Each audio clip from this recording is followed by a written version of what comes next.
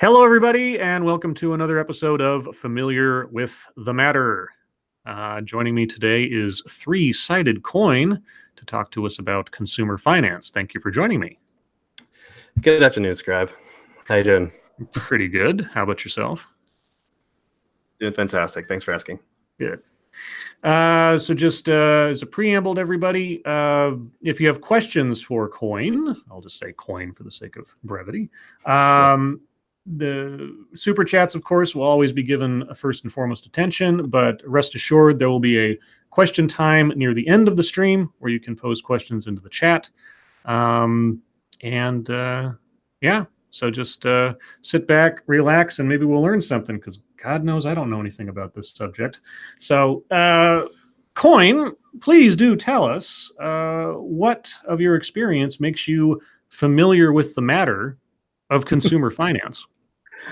Thanks, Scribe. I've been in consumer finance about a decade and a half, and I sort of fell into it by accident.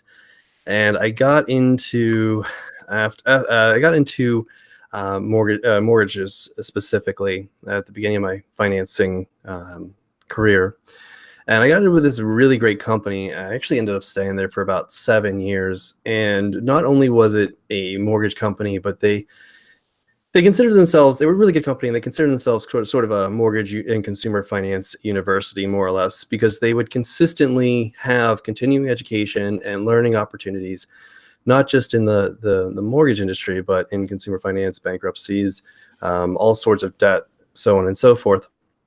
So for about 7 years, I've had that kind of experience of at least once or twice a monthly formal education.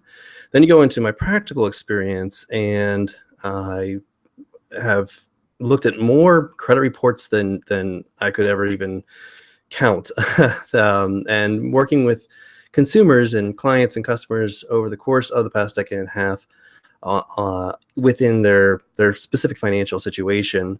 About 2 to 3 years ago, well, actually, no, about 6 years ago, within that company, I moved on to ultra high net worth clients and lived in that world and was privy to a lot of conversations between ultra high net worth clients and their financial advisors, as well as private bankers, personal bankers, so on and so forth, accountants as well.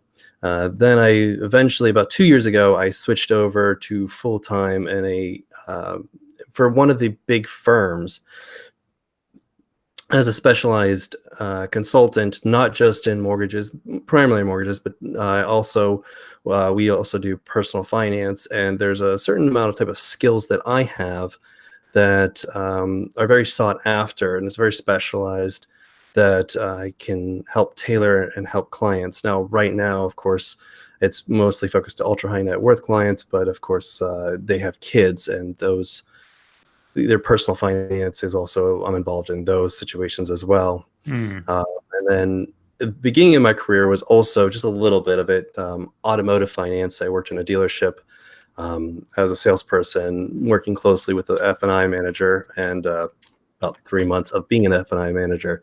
In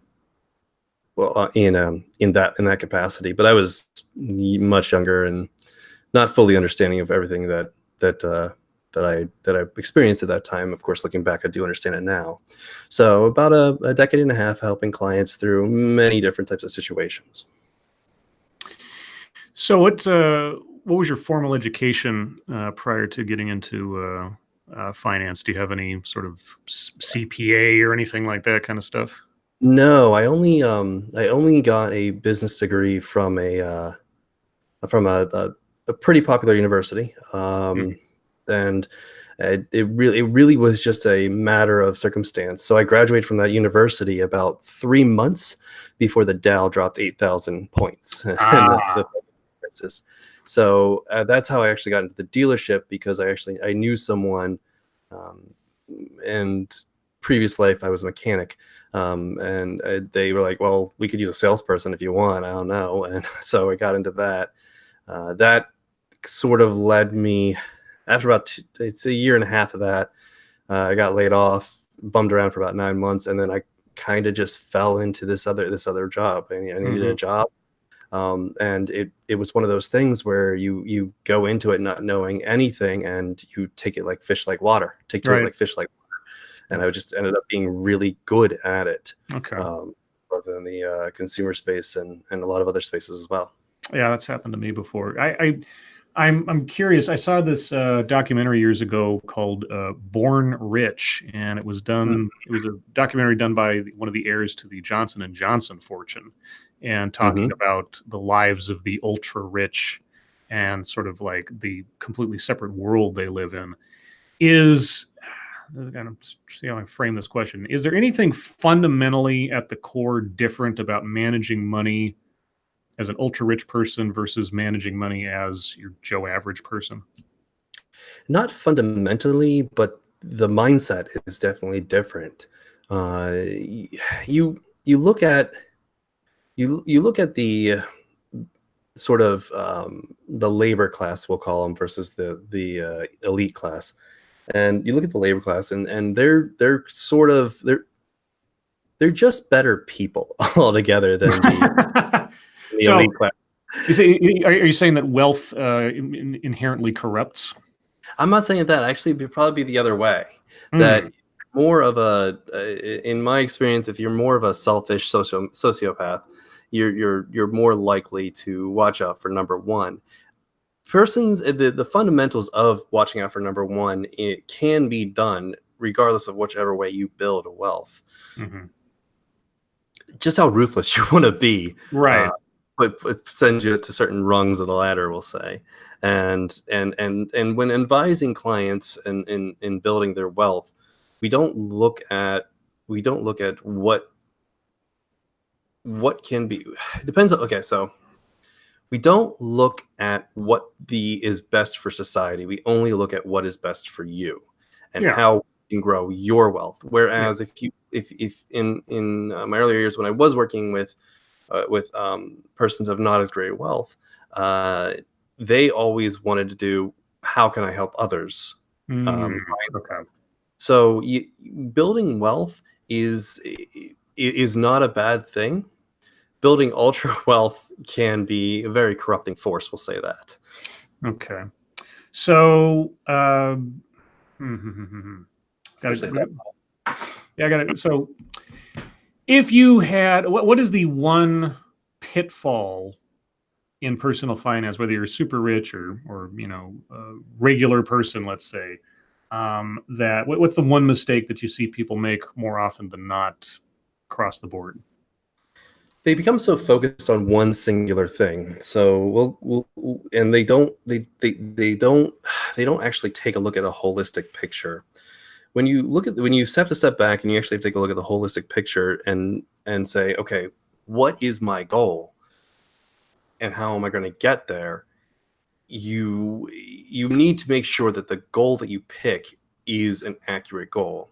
And just for a tangible example, very often uh, clients will come to me and we'll just talk about their mortgage or whatnot, and they'll be so focused on interest rate that they're not that they, I just want the best rate, the best rate, the best rate. Okay, but I can give you, and on that level, this is a realistic interest rate. I can give you a 1.95% interest rate on your mortgage, but what are those terms? Hmm. What is what is that going to, what's that going to amount to? What's that going to look like 5 years from now? And just being so hyper focused on one singular item Hmm. is going to be is just going to be a thing where it's not gonna work out, because sure, you might have that one singular item, but is that going to really pan out to long-term viability? So you have to take an item of you have to take a whole I'm sorry you have to take a holistic picture of what you are, and what do my finances look like. Most people are afraid to even look at their finances, Hmm. their credit report, their bank accounts. They don't look at them, and they don't take that into account when making financial decisions. If you look at people who have bankruptcies, because I have worked in our when I was working at the good company, I worked a little bit in the foreclosure department, and part of that was that I would have to advise, let's take a look here. Um, if they had a bankruptcy lawyer, then this was all off the table. But if it was just a regular consumer, I would look there and I would say, okay, let's look at your credit report. Okay, so you have this, this, and this. What can we do to what can we do to make sure that all these items are taken care of while meeting long-term goals? Mhm. And have to be realistic about what is possible and where you actually stand. Because as I mentioned, that people don't know where they actually stand when they're looking at their financial pictures. Doesn't mean you have to obsess about it, but a once a week look at your finances is something that I've always made a recommendation on. Yeah, but we don't want to think about what's real. We want to think about what's possible.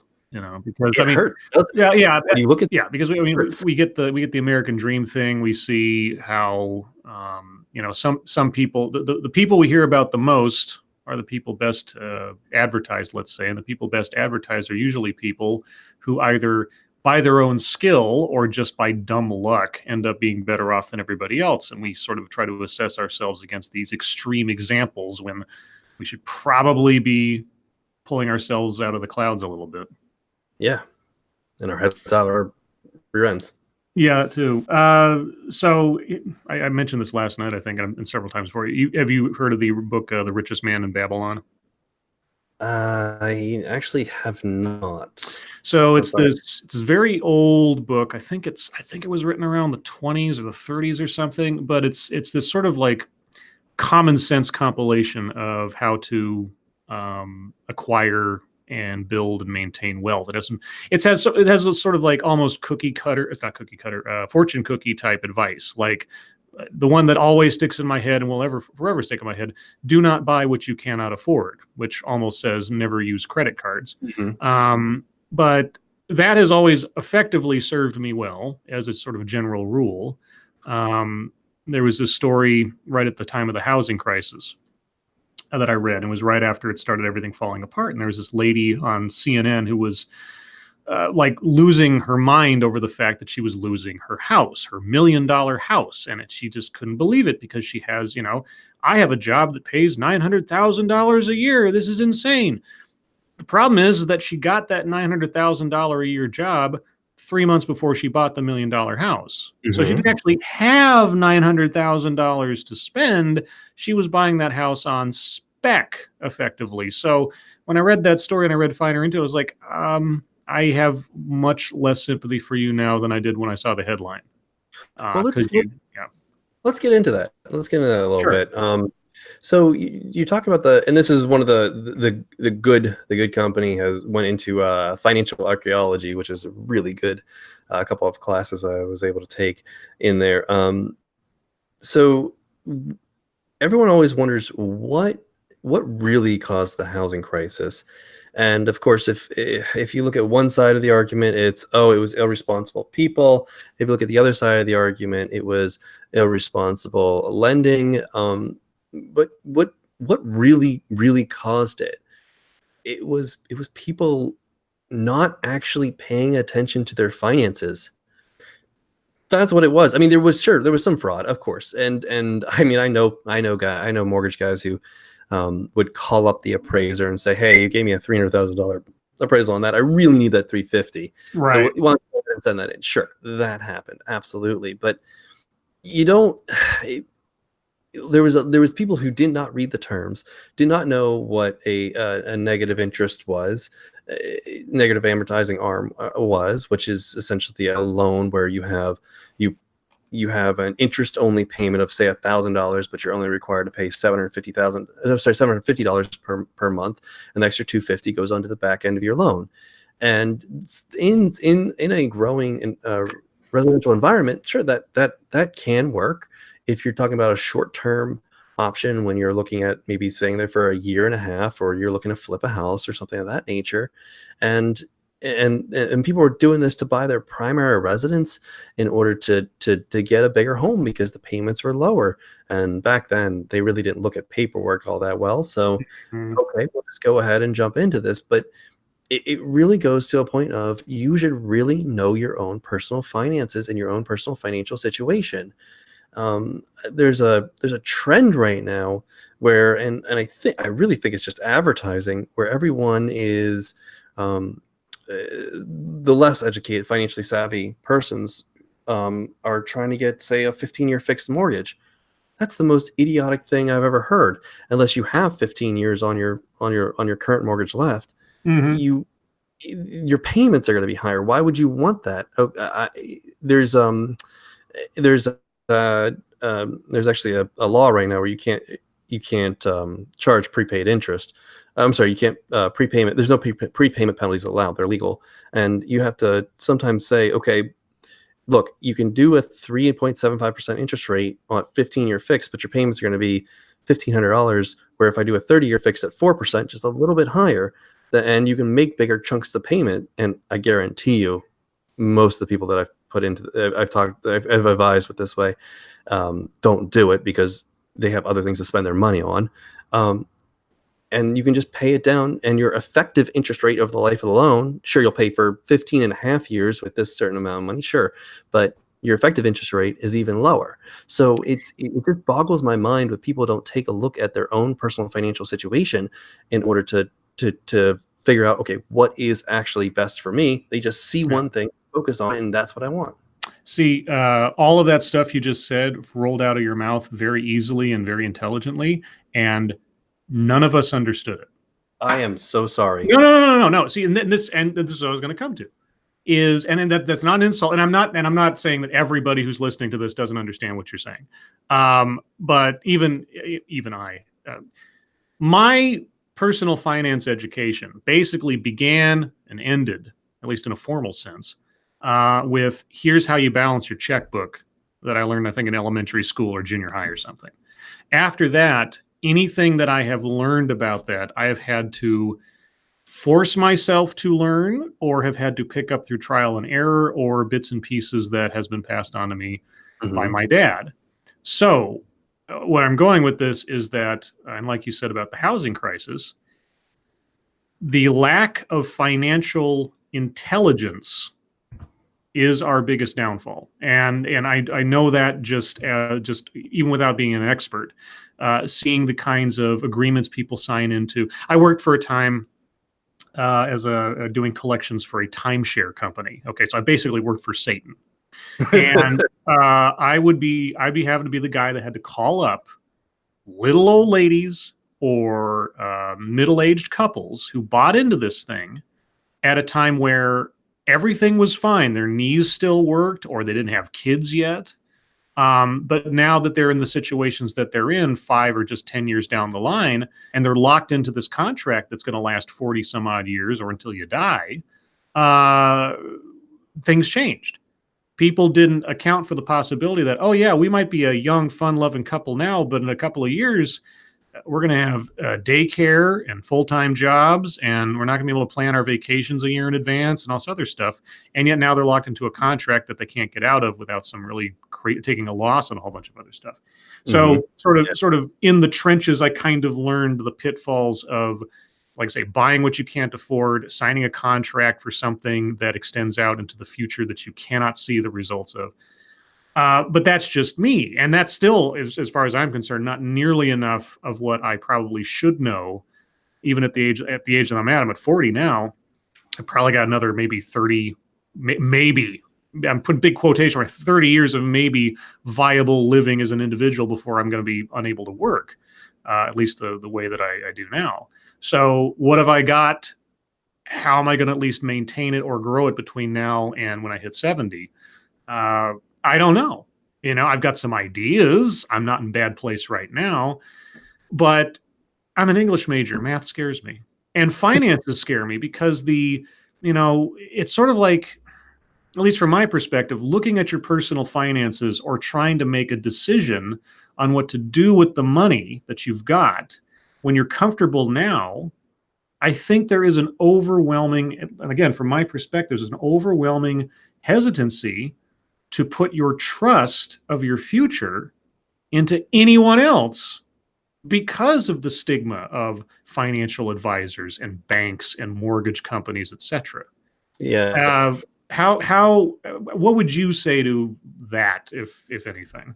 Yeah. So what you said hit the nail on the head. It's like we don't teach financial literacy in schools, but I bet everybody here knows that mitochondria is the powerhouse of the cell, right?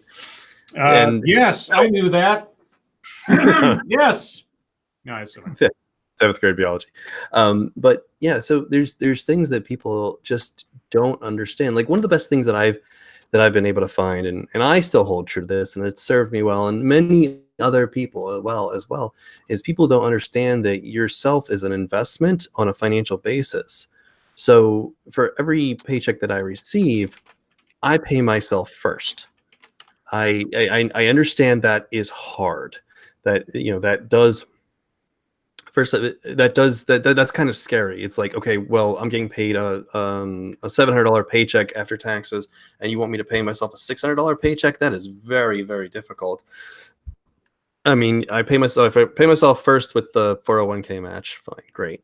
And then I take 5% of whatever's remaining and I throw it into an emergency bank account. And then whatever's left over, I mean, I'm blessed with the fortune of being in the higher incomes. But I remember when I was younger and just starting out and working 100% on commission, you get that commission check and you're like, okay, well, I can pay off this, and that. No, I got to pay myself first, and then I can attack it, because I need to be able to have at least. I was paranoid at that time. I wanted like 2 years with living expenses, but at least 6 months of living expenses before you start taking away from paying yourself first, because you are your own investment. Mm-hmm. And that is a very important item that people do forget, is that I need to be able to handle myself. I mean, what is that statistic right now? I think it's around 75% of America can't afford $1,000 emergency right now. Right. That's and it's a travesty of just how we've become. I think it's a travesty of how we become such a consumerist basis, but that's going in a whole nother direction. But the idea of self responsibility about your own personal finances, Mm-hmm. just because it's a scary thing to tackle, has just gone completely off the mind of most people nowadays. All right. Well, in that vein, and because Ranting Monkey was rabid monkey, to want me to ask you about this story, a poignant current event story. I think this is the right one, so if somebody wants to correct me. But I'm reading from a story from Rolling Stone. Kamala Harris proposes $100 billion plan to close the racial home ownership gap.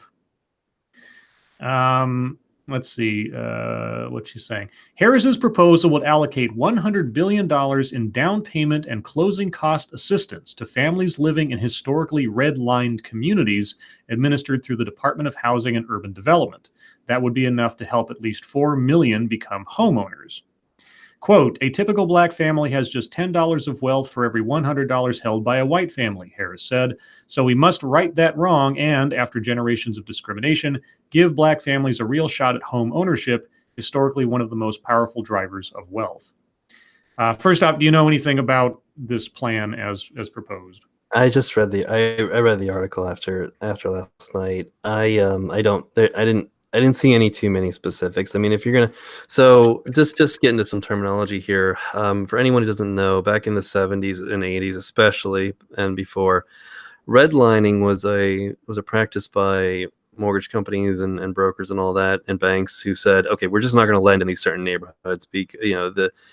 The modern day equivalents, because I don't know what, it was garbage back then, but the modern day equivalents be like the south side of Chicago, the east side of DC, or North Philly, or just places that are just not, that are depressed and more likely than not to default on their loans.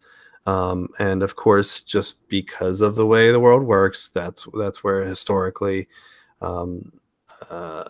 persons of color, is that the right term, I guess, at this point, lived. So it was a way that people in those areas could not buy homes. Now, this is such an idiotic and moronic a way of doing things. It's a waste of money. And I'm not against, people having homes. I'm actually not.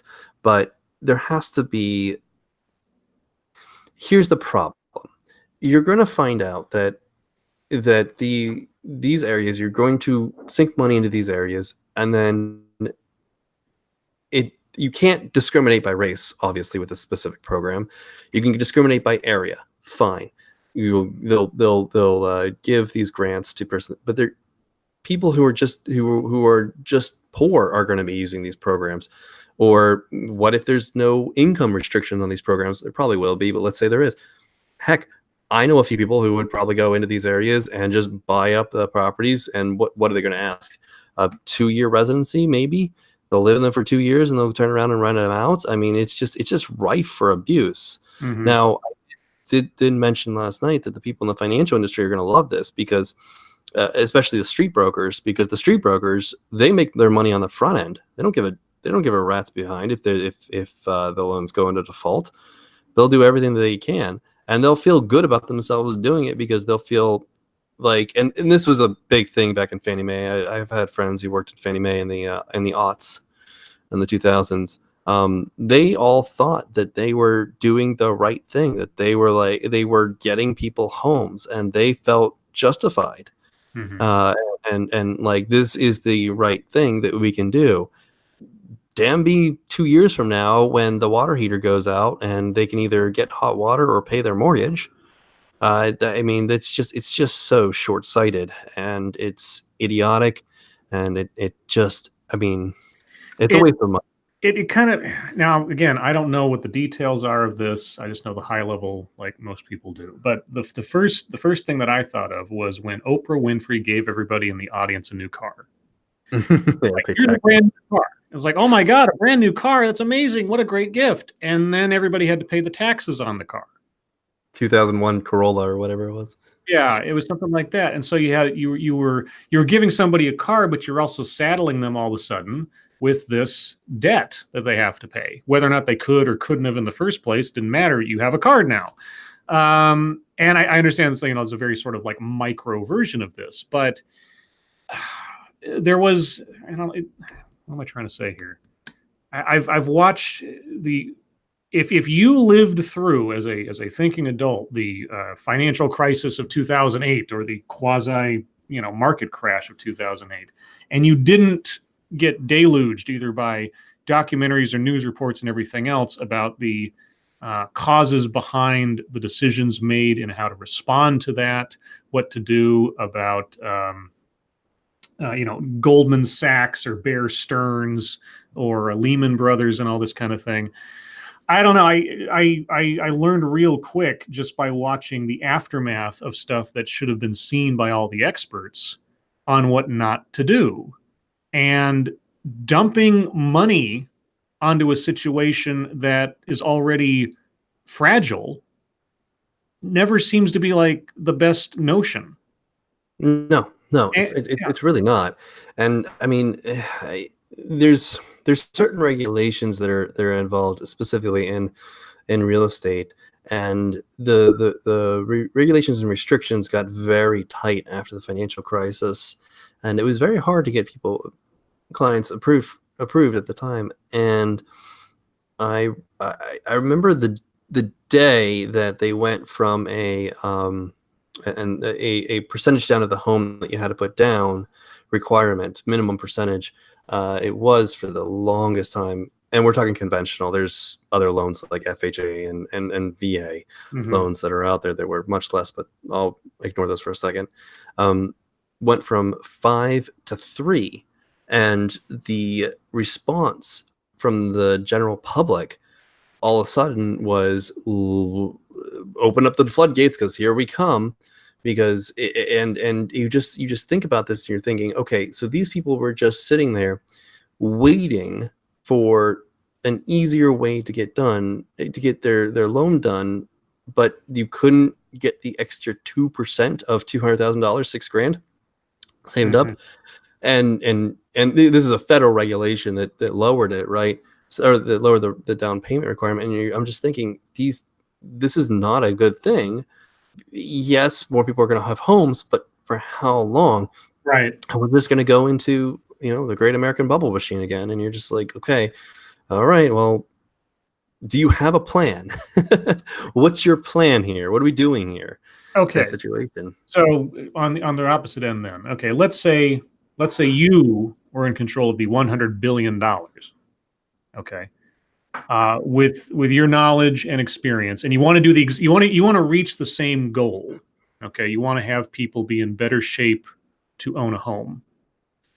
How would you use that $100 billion? Not necessarily to instantaneously snap your fingers and make everybody, have a home, but how would you use that $100 million to achieve that same sort of equity that Kamala Harris is looking to create? Yeah, you know what? I don't have an answer to that question, and the answer to the question might be that it might not be something, unless you just dumped it all into education, but of course that has its own pitfalls, right? Right. There might not be a money solution. It just might be a cultural issue, and the question then becomes, how do you change the culture? And we have that Well, question for many different items here. So it might just not be a thing where you can just throw money at it, short of, again, education. well, the rinky dink idea that comes to my mind is, okay, you've identified what areas of the country are the most depressed home ownership wise. You got $100 billion to spend.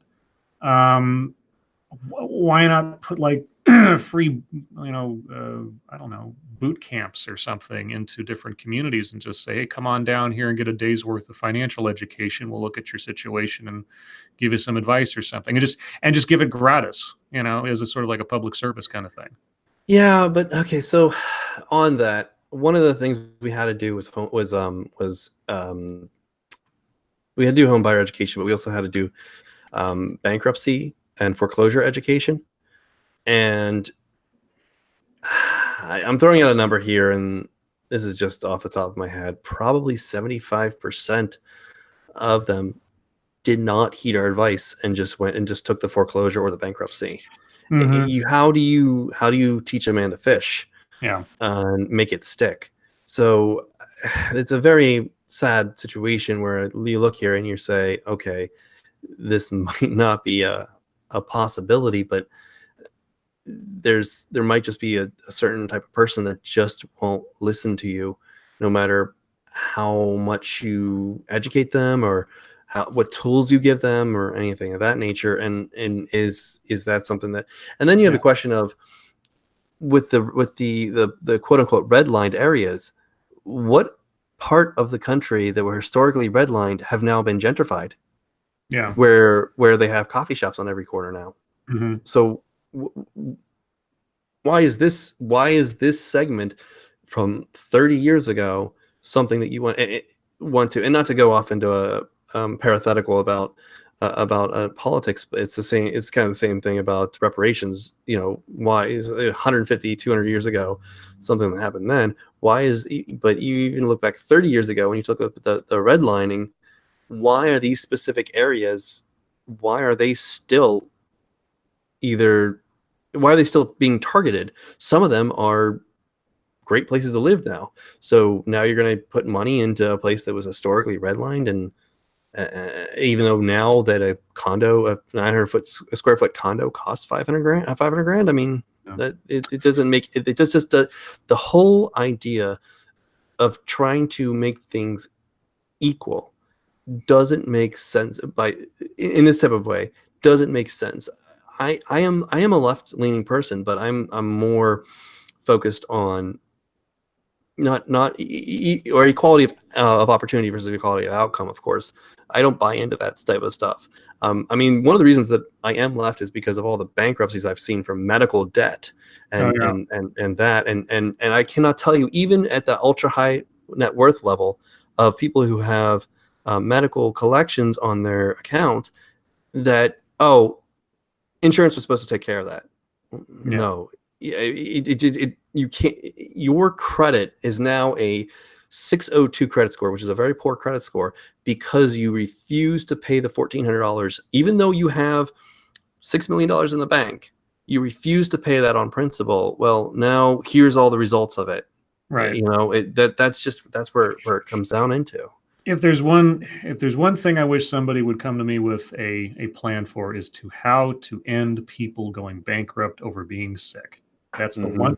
If there is a one pure injustice in the world, let alone our country, it's someone who's not a bigwig, not a high roller or something, but worked their entire life, but done an honest day's work for an honest day's pay their entire life, and then they fall down and break their leg, or they hurt their back. I can't help but think of Monkey in this situation like that, where some injury, some illness, whatever else, wipes their entire life away instantaneously, or at least in relative terms, as though it never mattered.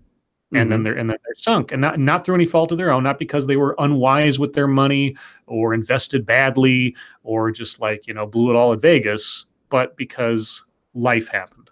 Again, exactly. I don't know what the plan is. I don't know what the idea would be to prevent that. I don't know if a single payer system is the way to do that. That would be viable in the long run. I don't know, but that's the one thing I wish we would solve as an industrialized nation before I end up in that situation.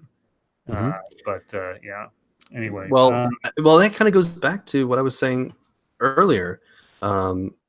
You have to get into the habit on a personal finance basis of paying yourself and being able to save for emergencies. I mean, it's one of those things that is very difficult. You know, you can get into the conversation of, oh, we should have single payer, all that stuff, but we have you looking at your financial situation. One of the things you have to take into account is, what does the world look like now, and what do I have to plan for? You know, even if it was something as crazy where something happens to you, okay, but I've planned for that. I didn't know this was going to happen to me. I didn't know that I was going to get a cancer or my arm broken or something of that nature. But previous me remembered to save, and I was able to handle this on there. So, and we'll get to questions here momentarily, because I know you're on a fixed schedule today. If there was a place, or do you have a recommendation of something free and or cheap, or somewhere where someone could go to get the basics of sort of smart thinking on how to manage one's personal finance, if that makes any sense? Well, there's a lot of great places, and I mean, you have most of the and Investopedia is pretty good. As simple as being able to see all your finances, though, I would definitely, especially for people starting out, I don't use it as much anymore because I have much more sophisticated items that I use. But if you're just starting out, and I don't mean that as like a kid or whatnot, I'm talking about, okay, I'm going to get my finances in order. Just get a mint.com account, put all of your items there, and just look at it. What is it? Mint.com? Mint.com. It's by Intuit. It's just an aggregate of all of your accounts. You can sign in with all your stuff, and you just see everything all at once. And there's all sorts of, most banks will link up outside accounts to you as well, but just a place where you can see all of your accounts, all of your debts, and okay, here's my assets, here's my liabilities. And then the big thing is just make sure that you have a goal, and whether that be a 6 month, 1 year, 5 year, 10-year goal. Setting goals on your for financial health and sticking to those goals is probably going to serve you the best moving forward. Okay. And just as my own personal conceit, anybody out there who has anybody who's graduating from high school in the near future, seriously, find a copy of The Richest Man in Babylon and give it to them as a gift. If they even read the first 2 chapters of that thing, they'll have better overall notions about how to keep themselves in good stead in the long term if they decide to stick to it, which is, free will is a good and bad thing depending. So, And don't be afraid of a lot of people are very debt adverse right now. mm-hmm. Debt can be used for good. So one of the things that I always hear is, I hate debt, I hate debt, I hate debt. Well, there are a lot of failure stories from incurring debt, absolutely. But sometimes debt can be a really good thing. Like let's say you're absolutely going to what do I want to say here? So let's say you want to put together a plan here, an action plan. Let's say you got yourself in $5,000 worth of medical debt. Okay, so you owe this $5,000. What do I do from here? How can I make that healthy? Well, one of the things you could do is either work with the let's say it's a hospital, or you could conceivably just take out a personal loan, pay that off in a certain schedule. You'll pay a little bit of interest, but guess what? After you pay that off, you will actually have grown your credit score, which in the future can give you better terms on something. And there's a lot of misnomers that I'd really like to push out that about people's credit scores. There's a lot of things that people don't think about. So let's talk about that. A lot of people come to me and say, "Oh, I have an 800 credit score." I pull their credit and it's 720. Well, wait a second, and they go all ballistic. Well, let's look at your credit score. You have one credit card, and by the way, they always blame me for running their credit because there's things as hard credit pulls and soft credit pulls, and what I do is a hard credit pull. Mm-hmm. But the truth of the matter is, running your credit actually is like the lowest thing on the totem pole that goes into the algorithm that calculates your credit score. The three credit bureaus, TransUnion, Experian, and Equifax, those are the three main credit bureaus that 99% of consumer companies use to get a credit score. They actually don't give you a credit score. They give you the information. And this is a really good one. If you go to annualcreditreport.com, you're entitled once a year to your credit reports free of charge. They won't give you a credit score. Where the credit scores come from is they actually come from third parties that have their own algorithm. They take the information off of those credit reports, send it through their algorithm, and they spit out a number. And funny enough, people don't understand that the number from company to company to company, if you're in the side note, if you're in the automotive or mortgage industry, they have their own, those industries have their own algorithm. But if you go to any other consumer finance, let me give you a credit score, that company is just making up your credit score. Now, sure, there's certain parameters that will keep it the same, but credit scores don't matter. What's actually on your credit report matters. So if you have somebody who has just one credit card, one trade line, and their maximum is $10,000, but the most recent statement shows $2,500 balance, that is representation of your utilization of credit, and that's how that gets factored in. So I personally have opened up credit cards with interest free for like 18 months or whatnot, and then after that period's done, the terms aren't that great. You get 1% cash back or whatever nonsense it is. Well, I don't close them because I just don't use them. Eventually, they'll be closed. 7 years of not being used, and then the credit company is like, "Well, then we're just going to close it. If you're not going to use it, fine." But the availability of credit to me is what helps improve my credit score, because here's the dirty little secret of finance and getting any sort of loan. Underwriters and banks like to give money to people who do not need it. That's just the truth. If you don't need the money, I will give it to you. If you absolutely need the money, it's unlikely that I'm going to give it to you. There's just no it seems backwards, right? But that's just how banks operate. Hmm. I've had a lot of underwriters tell me that specific line. I like to give money to people who do not need it. All right, we ready for a couple of questions? Fire away. Let's see. So Brian O'Connor asks, so what should a good debt to income ratio be? Okay, so let's go into so debt to income ratio, and just for anyone who doesn't understand that, is how much your debts are, your minimum payments on credit cards, any car loans that you may have outstanding, and your housing payment. And when people talk about debt to income ratio, they're talking about gross, not post taxes. So usually, realistically, to be safe, I would say about 25% of your gross to your housing, and you want to keep the remaining items, car loans, credit cards, etc., no more than another 10 to 20%. Now, that's really conservative. Most people say a 33 to 38% housing range of your gross pay.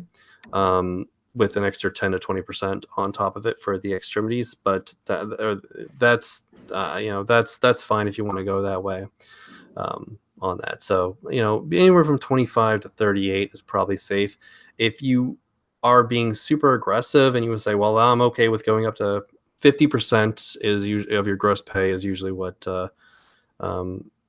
most companies will max yourself out at. Yeah, you can do that, but you have to take a look at your holistic picture. Are they including any sort of bonus that you're looking at, that maybe you might be able to handle something that is greater, just because there's things that are like one time, once a year type cash injections that will even things out. But if you're just looking at your base pay, I would really stick to 25 to 33%. That would be my advice on that one. Let's see, a question from earlier. USP 211816 says, we have been suppressing food prices since the 30s. Why can't we suppress medical costs? I don't know if that's something that you have any insight into. Yeah, great question. I always wanted to. We subsidize corn, and I always wanted to buy a bunch of southern tobacco farms and convert them to sugarcane to compete with corn. Yeah, let's see. I don't see any other. Not many questions this time around. Maybe you answered everything, or maybe you just confused everyone. I don't know. Oh, I'm so sorry if I did confuse anyone. Okay, so looks like we're just having a bunch of arguments here. Yeah. Standard chat fare. So what's the? Okay, if there's maybe I think I probably already kind of asked this, but so if you had to advise somebody on what to do about their finances, first things first, find out where you're at and find out exactly where you want to go and start making decisions on how to, personal restraint, and also, just trying to do the numbers to try to figure out how do I get there and not lose what I've got. Yeah, and it's hard. It is very hard, and it's emotionally painful. I've had oh boy, I've had people crying on the phone when you're talking about their finances. It can be it is not easy. We live in a capitalistic society where credit and debt and all these items that we're talking about here today are you. This is what you are. Yeah. And I understand that, but sometimes you just have to buck up and take it head on, and just two through the eyes, 357 through the eyes, I say, just to get it out of the way and be done with it. And if you can do that and then set yourself up for future success later on, it won't be as painful. And that's why a lot of people ignore collections as well, because they just don't want to deal with it. Yeah. Many years ago, I was at a Thanksgiving party. There was actually a friend of mine's family, and one of his relatives, a younger relative my age, was there, and this was after eating or whatever, and she didn't know me, and she says, it's like somebody asked me what I did for a living at that time, and I described the whole collections thing, and she says, I make more money than you do. I'm more successful than you are. I was like, and I looked at her and I said, well, I guess that depends on how you define success. I mean, every job that I've had, I've excelled in. I've never had to take money from anybody for anything. I've taken care of myself. It's like, well, I have more money than you do. Like, okay. Defining yourself by the size of your bank account. I've always thought that is, or what you have, or the material things. I'm not trying to get hippie or something on this, but yeah, like you say, it has something to do with your own sense of self, your sense of self-worth, your personal identity, and the capitalistic sort of world that we live in. You can operate in a capitalistic world without being a self-identifiably capitalist person, if that makes any sense, at least in my experience. Yeah. You have to be aware of where you're at. You have to be aware of your situation. Make as many plans as you can. Build up an insulating layer for yourself for a rainy day kind of thing. But at the end of the day, you are you, not the number of zeros in your bank account. And if you get to that point, you got other problems, in my experience. Anyway. Yeah. USP 21, etc. Is paying a mortgage biweekly worth it? It really depends on it. Sometimes, actually, I do recommend it. Not for the savings. Let's say you have a 30-year mortgage, you would pay it off in 24 and a half years. But if that is how you can budget and you get paid biweekly and that works for you, I would recommend it.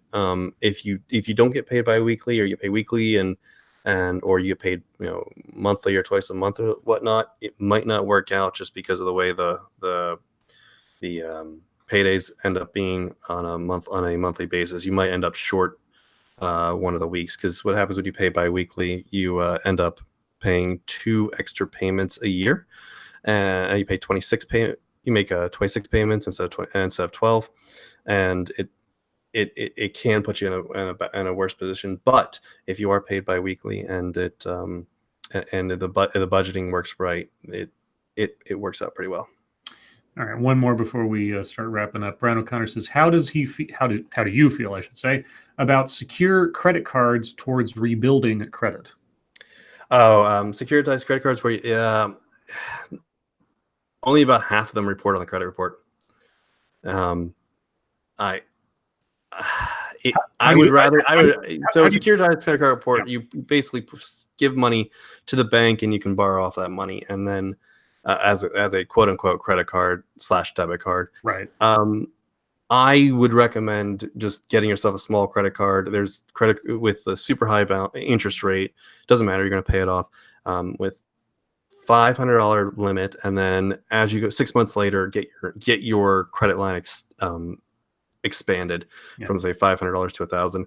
I'm not really keen on securitized credit cards. Yeah. When I went to college, my parents took me down to the bank to get the credit card, and I was 20-year-old, not even 20-year-old, a 19-year-old kid, didn't know anything, and the guy at the bank said, well, you're qualified for a $10,000 limit. And I looked him in the eye, I said, can you make it 1,000? He's like, what? I said, if I ever get into a situation where I need $10,000 at a shot, I'm calling my parents. Well, and that's a funny thing. I used that credit card, and I bought some pizzas and my groceries and paid it off immediately and never really dealt with it. So yeah, but you were actually better off with the 10,000 and just just self-regulating yourself because of that utilization of credit portion of it. But I mean, it's not a horrible thing you did, it would just be. But you did the right thing anyway. Sassy is what I was. I bet you are. Anyway. Well, hey, I know you got other things going on in life today, so we'll wrap it up here. Thank you so much for coming on and talking to me about this stuff. I know that there's far, far, far more things we could talk about. I could talk for 10 hours. Yeah, so maybe I'll have you back on sometime in the future to get more nitty gritty into something very specific if there's enough of an interest in that. If you're be interested in that. And if anyone wants to ping me on Twitter and ask any questions, I'm happy to answer them as well. Yep. By the way, I have to legally say I am not a consumer. I am not a licensed credit counselor. So any of the advice here is just my own, etc. Gotcha. But if you want to ping me, I'm happy to answer any questions and maybe advise you a lot of. Okay, and Coin's Twitter account or Twitter handle is down in the description at @coin_edge. And again, guys. I should have put this at the top. Everything here is not professionally backed up. I'm not any kind of CPA or nothing. You know, I'm not a fiduciary. So if you are going to make decisions about your finances based on anything here, do so at your own risk. You're better off talking to a financial counselor who's actually certified and all that good stuff. So there's that to cover our rear ends. But everybody, thank you for your questions. Thank you for coming out tonight to listen. And for those of you in the future listening, hope you enjoyed it. If you have any ideas or have a pitch to become a guest on Familiar with the Matter, by all means, send me a note on my scribelight3@gmail.com email. Can't promise there will be an episode with you on it. I've had several offers in the past and have several offers sort of waiting in the wings, but I'm always happy to entertain any pitches because I'm game for just about anything, as you may have seen from the previous shows. But either way, Three-Sided Coin, thank you again for joining me. Really appreciate it. Did I lose him? Am I still on the air? Okay, I don't know. Maybe I lost him. Can you guys still hear me? Well, either way, hope everybody has a good rest of your weekend, and I'll hopefully see you later on Lords of the Night on Monday on Satsu's channel. Everybody take care. Bye-bye.